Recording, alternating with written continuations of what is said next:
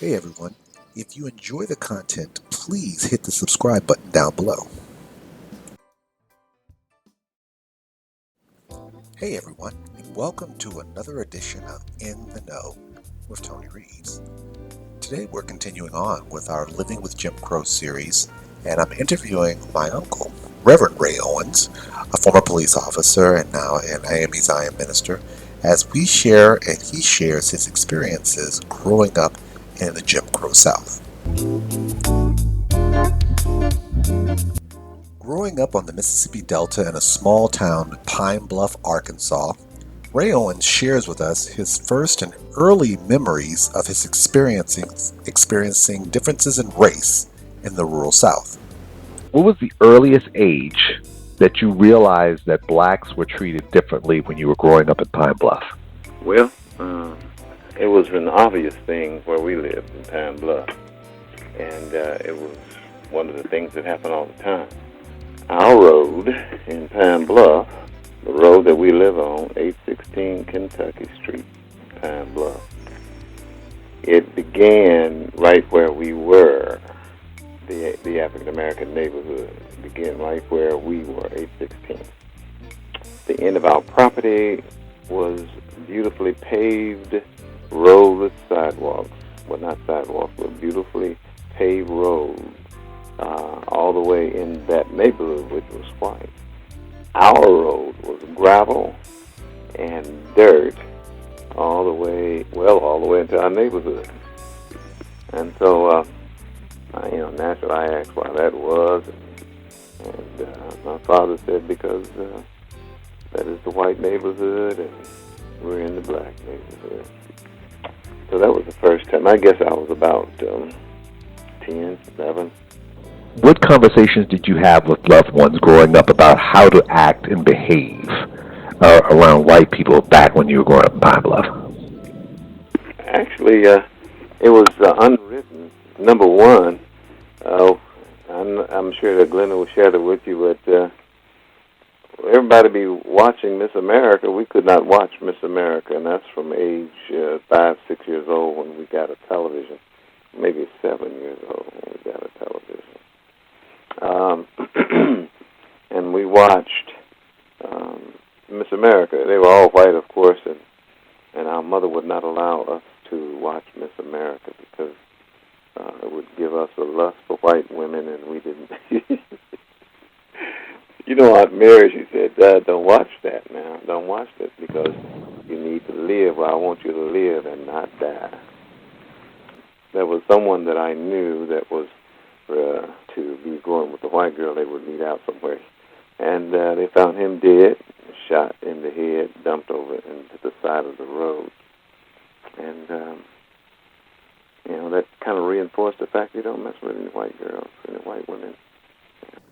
In the course of my discussions with my Uncle Ray, he shares with me the experiences with the Ku Klux Klan and what efforts that they made in order to ensure that their presence was made known to the African American community. We did have a KKK headquarters in Pine Bluff. We knew what they were.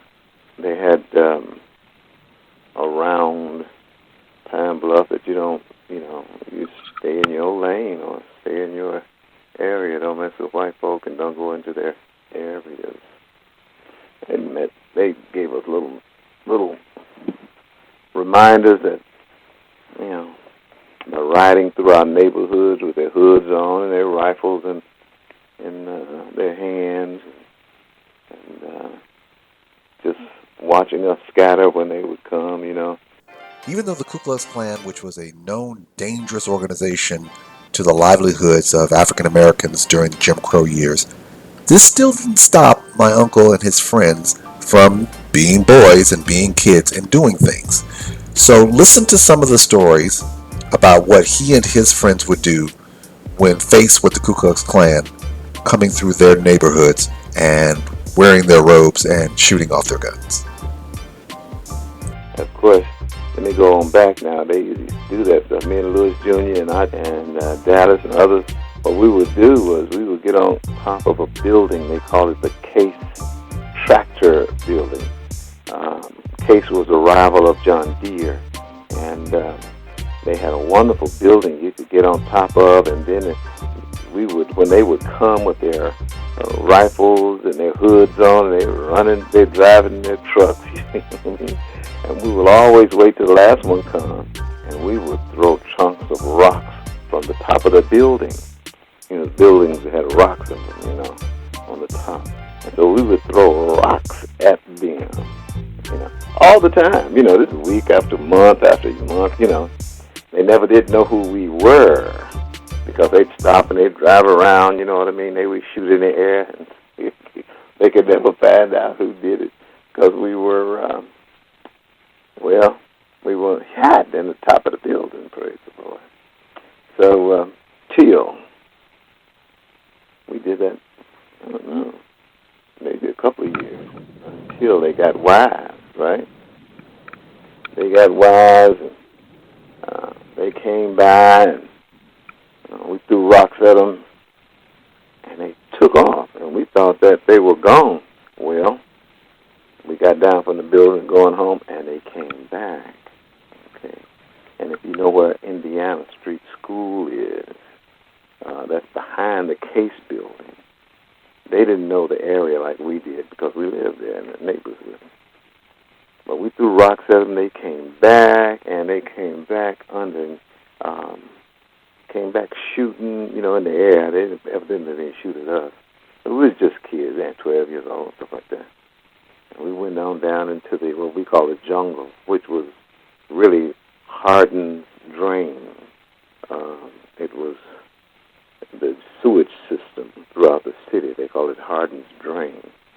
And so we call it the jungle. We just got off the building and ran, and they started chasing us with the trucks, and they couldn't go through the ball field because the ball field had a fence on it, around it. And so we went into the Hardin's drain, the jungle, and escaped them. They didn't know where we went or nothing because that wasn't their neighborhood, and they couldn't go. And they weren't trying to kill us. They hadn't, because we were, they were shooting, but they wasn't shooting at us, I don't believe. But that was some of the life of a 12-year-old, 11-year-old kid, knowing that there is, folk are trying to hurt you. White folk, we didn't like them very much. They didn't like us. I'm just having this mental picture of the Ku Klux Klan driving through black neighborhoods on a regular basis. Are we talking like once a week? Was this once a month? After they had their meetings, and they would usually have their meetings on a Saturday. And you have to understand that, and Hardin Street, right? Well, the beginning of Hardin Street, the beginning then was the beginning also of Highway 65, and it was just highway. It was nothing out there. There was no buildings, no businesses, no nothing, just a highway. And in the field back on the highway was the KKK. That's where they had their rallies. They burned their crosses, and they would go, do their things and everything. And we knew it.